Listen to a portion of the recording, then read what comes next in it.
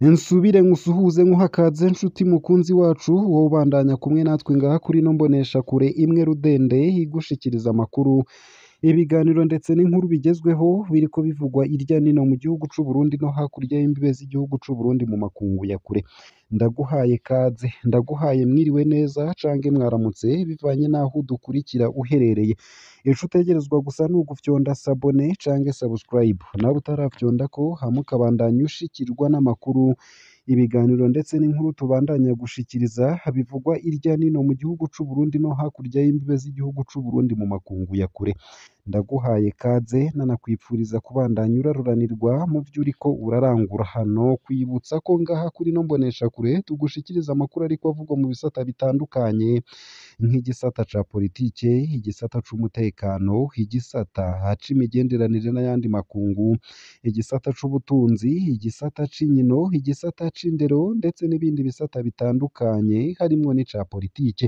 ico utegerezwa gusa nyene ni ukubandanya kumwe natwe ano makuru ya kano kanya nunyemerera nyatangurire kuri ino nkuru iriko iravugwa mu gisata c'imigenderanire n'ayandi makungu aho ingenzi zirinda gutanga ibiturire kugira zijabuke zorohewe ku rubibe rwa Kavimvira Gatumba abakongomani baca ku rubibe rwa Gatumba Kavimvira ruhuza Uburundi na Repubulika Iharanira Rusangi ya Kongo baridoga abajejwe uruja n'uruza ku rubibe rw'u Burundi basaba amafaranga kugira ngo ingenzi zoroherwe mu kujabuka basaba abategetsi b'u Burundi gutorera umuti iyo ngendo ingenzi zica ku rubibe ruhuza intara ya Bujumbura mu burengero bw'u Burundi na Sud Kivu mu buseruko bwa Repubulika Iharanira Rusangi ya Kongo ziridogera abajejwe uruja n'uruza ku ruhande rw'u Burundi ku rubibe biraboneka hari ivyo bishiriyeho nk'uko umumenyeshamakuru wa SOS Media Burundi yavyiboneye hari abagore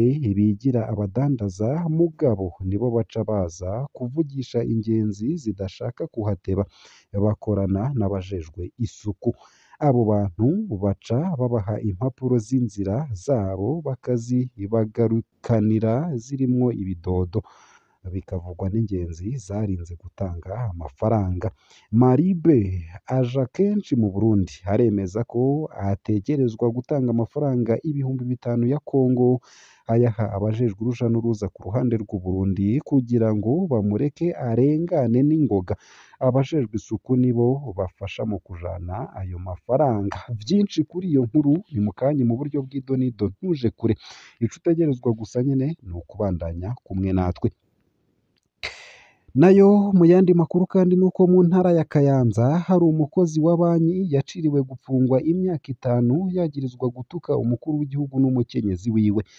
Jacques Ntakirutimana yashengejwe na sentare nkuru y'intara ya Kayanza mu buraruko bw'u Burundi mu rubanza rw'ikibiriraho rwo kuri uwa uwo mukozi w'ibanki BGF Banque de Gestion et de Financement yagirizwa gusuzugura umuryango w'umukuru w'igihugu uwo yagirizwa yaburanye ahakana ivyo yagirizwa vyose ariko yemera ko yavuze nk'abandi bose ku ngorane rusange igihugu kiriko kiracamwo ivyo uwo mugabo w'imyaka 36 yahaniwe vyabaye mu hoteli iri ku mugwa mukuru wa Kayanza ku munsi wa gatandatu uheze uwo mugabo yafashwe bukeye bwaho nk'uko bivugwa n'icariho c'umushikirizamanza Jacques Ntakirutimana yifatiye mu gahanga umukuru w'igihugu Evariste Ndayishimiye n'umukenyezi wiwe Angeline Ndayishimiye vyinshi uwo mugabo yabavuze ko ni mukanyi mu buryo bw'idonido ntuje kure nayo kandi rimwe mu mashirahamwe risaba leta ya Ndayishimiye Evariste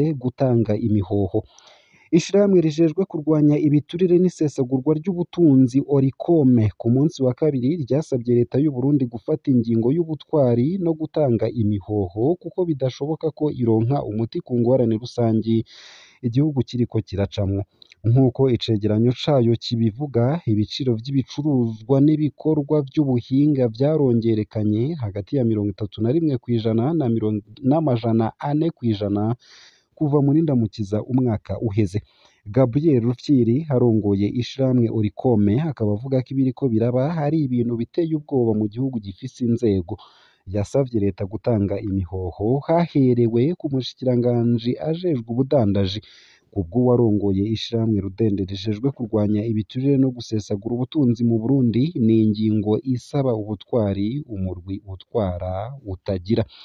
Mu kiganiro yagiranye n'abamenyeshamakuru mu gisagara c'ubudandaji Bujumbura kuri uwu wa kabiri yavuze ati mba iburaya iyo umuntu atagishoboye kurangura amabanga ajejwe bicerekana ko ari umunyakuri kandi afise umutima rugabo aca asezera mu mabanga yiwe.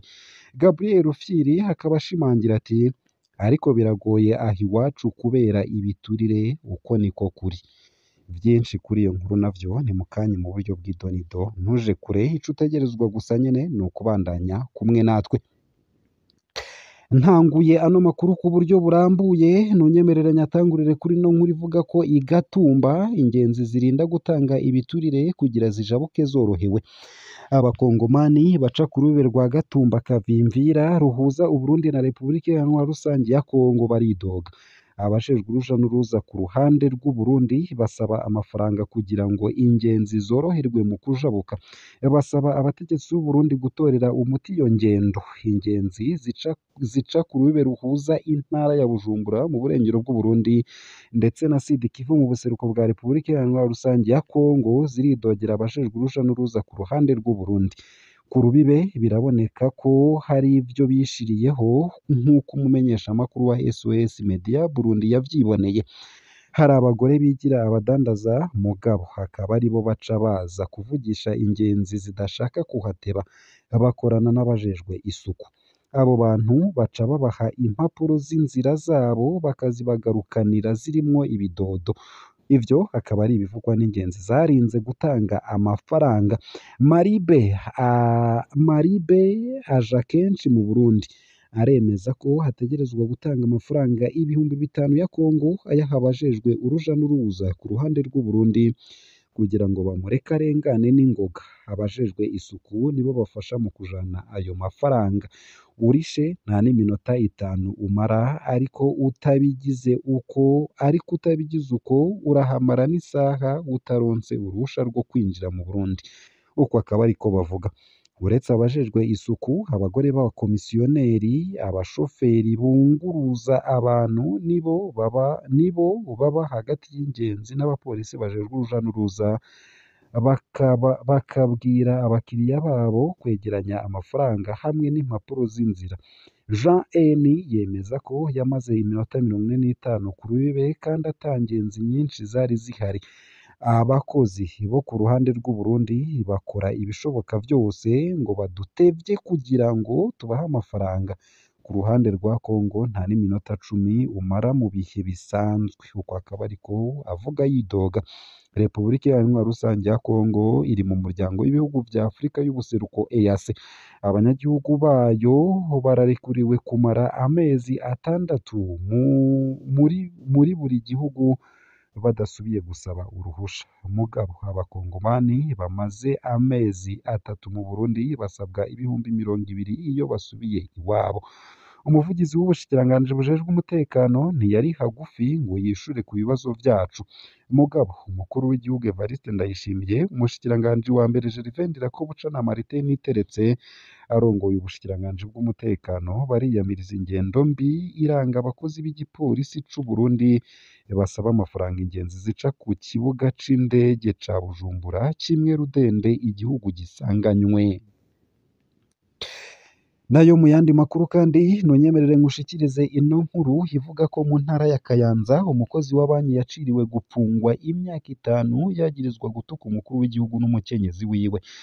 Jacques Ntakirutimana yashengejwe na sentare nkuru y'intara ya Kayanza mu buraruko bw'Uburundi mu rubanza rw'ikibiriraho rwo kuri uwa kabiri. Uwo mukozi w'ibanki BGF ni ukuvuga Banque de Gestion et de Financement yagirizwa gusuzugura umuryango w'umukuru w'igihugu. Uwo yagirizwa yaburanye ahakana ivyo yagirizwa vyose ariko yemera ko yavuze nk'abandi bose ku ngorane rusange igihugu kiriko kiracamwo. ivy'uwo mugabo w'imyaka 36 yahaniwe vyabaye mw'ihoteri iri ku murwa mukuru wa Kayanza ku munsi wa gatandatu uheze. Uwo mugabo yafashwe bukeye bwaho nk'uko bivugwa n'icariho c'umushikirizamanza Jacques Ntakirutimana yifatiye mu gahanga umukuru w'igihugu Evariste Ndayishimiye n'umukenyezi wiwe Angeline Ndayishimiye. Nk'uko uwo mushikirizamanza abivuga, Ntakirutimana yavuze ko ataco Perezida Neva ariko arakora kugira ngo akosore ingorane zibonekeza ubu. Uwo yagirizwa kandi ngo yoba yaravuze ko umukuru w'igihugu Evariste Ndayishimiye arangwa no gukoresha ikimenyane na ka mwana wa mama. Aha amasezerano umuryango wiwe na cane cane abana biwe. Uwo yagirizwa kandi yagirijwe kwifatira mu gahanga umukenyezi w'umukuru w'igihugu Angeline Ndayishimiye akoresheje mu bitaro vyiwe abaganga ndetse n'abaforoma atabumenye canke ubushobozi bafise. Hafi bose bava mu muryango wiwe. Angeline Ndayishimiye arafise ibitaro vyigenga aho umukuru w'igihugu yavukiye mu Kibimba muri komine Giheta mu ntara ya Gitega hagati mu Burundi. Jacques Ntakirutimana yemeye ko yavuze gusa ku ngorane rusangi igihugu kiriko kiracamwo muri iki gihe, ashimika ku vy'uko abandi bagize umurwi yarimwo nabo nyene bagize uwo mwihwezo nyene. Yarasengeye ati nta mugambi